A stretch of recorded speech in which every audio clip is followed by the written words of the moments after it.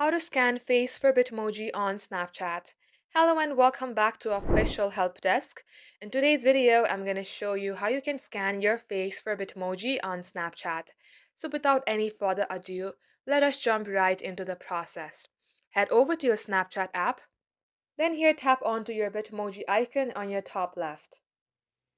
As you do so, you will see this page. Now, in case you don't have a Bitmoji, you can create one yourself by tapping on Create My Avatar.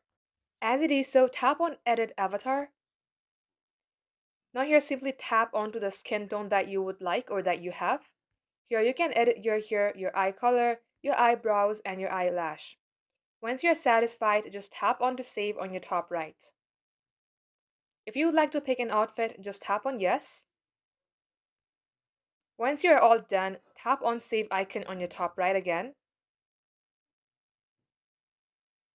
And just like so, this is how you scan your face and create yourself a Bitmoji for your Snapchat.